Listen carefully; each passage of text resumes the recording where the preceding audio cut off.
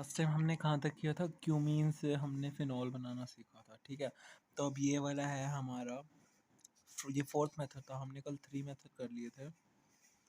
From Grignard reagent, Grignard reagent, Grignard reagent क्या होता है? RMgX।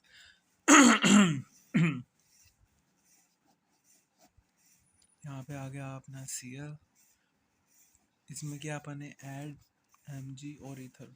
पता है RMgX का मतलब हम ऐसे भी बोलते हैं इसको, हम Mg ईथर। अगर कहीं पे Mg ईथर भी लिखा आ जाए ना, तो उसको भी हम ग्रिग्नार्ड रिएजेंट कहते हैं। ठीक है, मतलब बेसिकली हाँ, इसको बोल सकते हैं कि ये लाइक देख, जब हमने वहाँ पे जब हम पहला चैप्टर कर रहे थे उसमें हमने क्या सीखा था कि फॉर्मेशन ऑफ ग्रिग्नार्ड रिएजेंट हमने उसमें सीखा था ना। यहाँ पे बेसिकली वही चीज़ है। ये अ, हमारा R और X प्लस Mg, बेसिकली ना इनको कंबाइन करने के लिए हम ईथर यूज़ करते हैं। हम सबसे पहले उनमें क्या करते हैं, पहले 3 रिएक्शन में हमने सबसे पहले सीखा था, देख जब हमने सल्फोनिक एसिड के साथ करना था तो हमने बेंजीन से सल्फोनिक एसिड बनाना सीखा था पहले। जब हम क्यूमीन साथ कर रहे थे तो हमने बेंजीन से क्यूमीन बनाना सीखा था। अब सबसे पहले हमारे पास ये है पड़े, हमारे पास RCl है और प्लस में Mg है। अब इसको कंबाइन करने के लिए हमें चाहिए होता है ईथर, तो उसको हमने फिर हम यहाँ से ये बेसिकली RMgX ही है। R पूरी बेंजीन फिनाइल ग्रुप R हो गया ना, ये एक पूरी कार्बन चेन ही है। फिर उस पर Mg फिर X, RMgX। तो हमने सबसे पहले RMgX बना लिया यहाँ पे, ये हमारा हो गया R, ये हो गया Mg, ये हो गया हमारा Cl। फिर उसके बाद हमने कर देना इसका ऑक्सीडेशन। इसका ऑक्सीडेशन करने से हमारे पास क्या बनेगा? OMgCl। ठीक है, अब देख, अब O और Mg में से किसके ऊपर पॉजिटिव चार्ज रहेगा, किसके ऊपर नेगेटिव? ऑक्सीजन की इलेक्ट्रोनेगेटिविटी होती है ज़्यादा, और Mg तो अपना वैसे ही मेटल होता है, तो इसके ऊपर आ जाएगा पॉजिटिव चार्ज। अब बस, अब अपना क्या बचा? अब अपन इसका बेसिकली हाइड्रोलिसिस कर देना। हाइड्रोलिसिस में क्या करते हैं? H plus OH minus. अब तो बस सिंपल है, माइनस वाले को प्लस के साथ जोड़ दे और पॉजिटिव वाले को नेगेटिव के साथ जोड़ दे।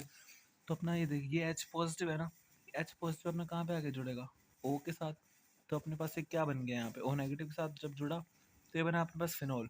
और जो अपना नेगेटिव वाला पार्ट था ये पॉजिटिव वाले पे जुड़ा, तो अपना क्या बनेगा? Mg। एक बना Cl, एक बना अपना OH। नेगेटिव वाला पार्ट यहाँ जुड़ गया।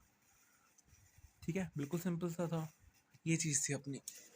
एक सेकेंड, उसके बाद अपना आता है ये। ठीक है, ये क्या होता है बेसिकली, देख एसिडिटी का ऑर्डर क्या होता है अपना, मतलब लाइक देख, एक होती है अपनी एसिडिटी, और इसको हम बेसिकली हम Ka से भी कंपेयर करते हैं। ठीक है, Ka वैल्यू, जिसकी जितनी ज़्यादा acidity, more the acidity, more the acidity more is the Ka का मतलब बेसिकली होता है एसिडिटी कांस्टेंट, जो हमने 11th में इक्विलिब्रियम चैप्टर में पढ़ा था। ठीक है, और pKa का मतलब क्या होता है? pKa का मतलब होता है माइनस लॉग ऑफ Ka।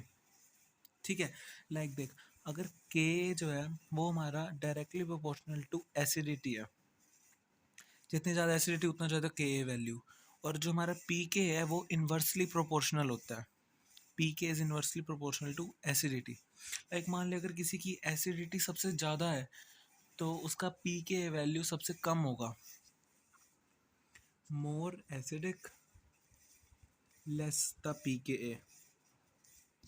ठीक है, ये होता है इसमें रिलेशन।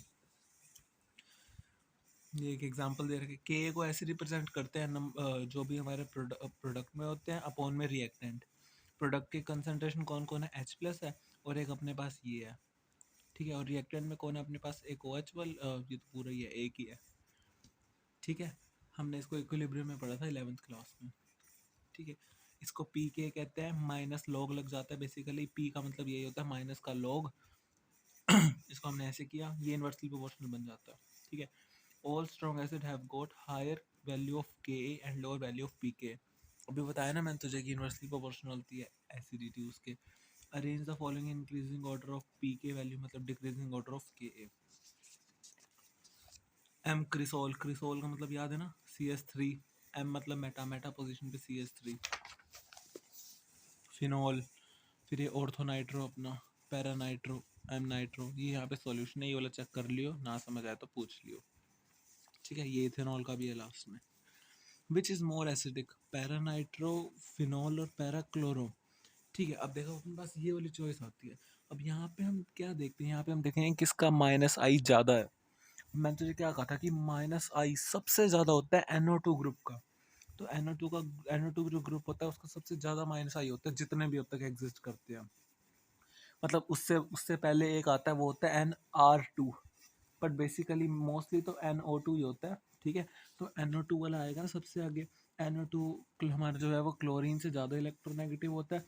तो इस करके ये अपने को पता ही, अभी तो बताया था लास्ट क्लास में कि जो लास्ट क्लास में, क्या क्लास बोल रहा हूँ, लास्ट जो हमने लेक्चर किया था उसमें, ठीक है, कि जहाँ पे माइनस आई आएगा, जितना ज़्यादा माइनस आई उतनी ज़्यादा एसिडिटी। ठीक है, तो उस करके वो हो गया। Which is more acidic, orthonitrophenol and orthochlorophenol. ठीक है, देखो ऑर्थोनाइट्रोफिनॉल इज लेस एसिडिक क्योंकि इसमें हाइड्रोजन बॉन्डिंग हो जाती है। बट यहाँ पे देखो ऑर्थोक्लोरोफिनॉल, अब ऑर्थोक्लोरोफिनॉल कैसा होता है,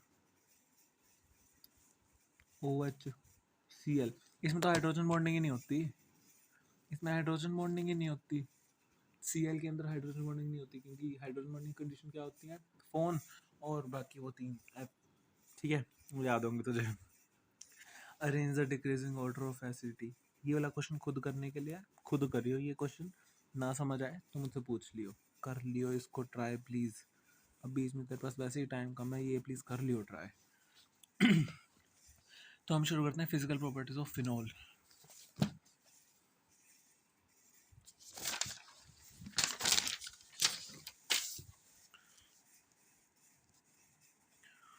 फिजिकल प्रॉप ऑफ फिनॉल।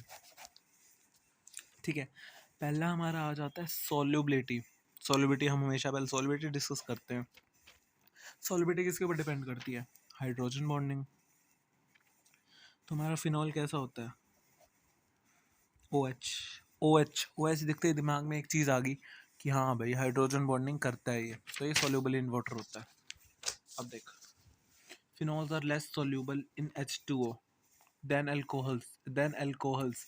इसका रीज़न पता है क्यों है, देख, अल्कोहल्स बेसिकली, अल्कोहल का कोई एग्जांपल लेता हूँ मैं, क्या होगा, CH3OH।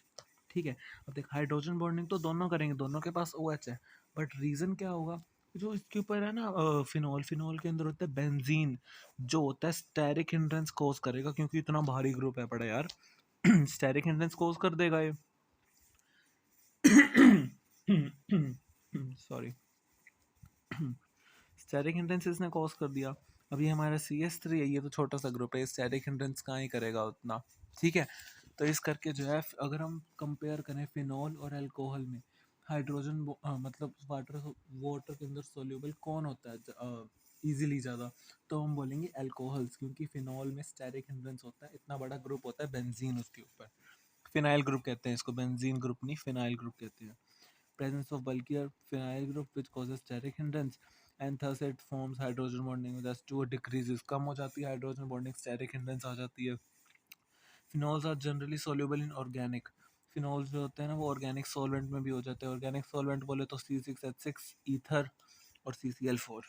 ठीक है, उसके बाद बॉइलिंग पॉइंट कंपेयर करें। हाँ तो देख, बॉइलिंग पॉइंट हम कंपेयर, बॉइलिंग पॉइंट की क्या कंडीशंस होती हैं, 3 कंडीशंस होती है ना बॉइलिंग पॉइंट।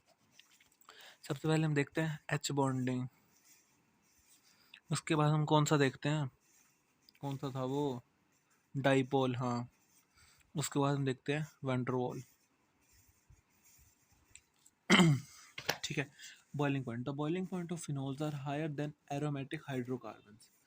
एरोमेटिक हाइड्रोकार्बन्स, ठीक है, हेलो एरीन्स, ये मैं बताता हूँ अभी, haloarenes of almost similar molecular masses. This is due to the formation of intermolecular hydrogen bonding in phenols। ठीक है, मैं तुझे ना एक ऑर्डर बताता हूँ मस्त सा, उससे ना एक बार वो ऑर्डर याद कर ले बॉइलिंग पॉइंट का, मैं कहता हूँ सारे क्वेश्चन हो जाएंगे तुझसे। मैं वो ऑर्डर बता देता हूँ तुझे, ये ऑर्डर को ना बहुत इंपॉर्टेंट है, लिख ले कहीं पे।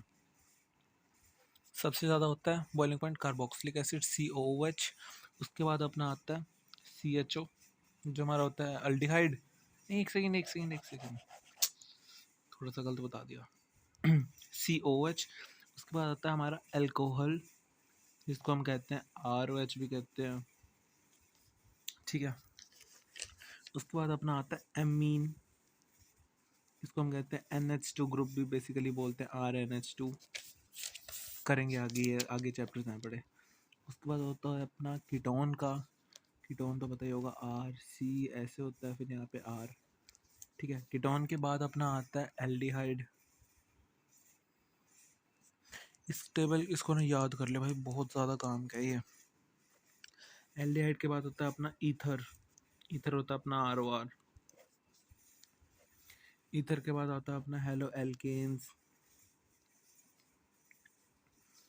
और हेलो एल्केन्स के बाद आता है अपना हाइड्रोकार्बन, हाइड्रोकार्बन। हेलो एल्केन्स बोल तो क्या होता है, CH3Cl।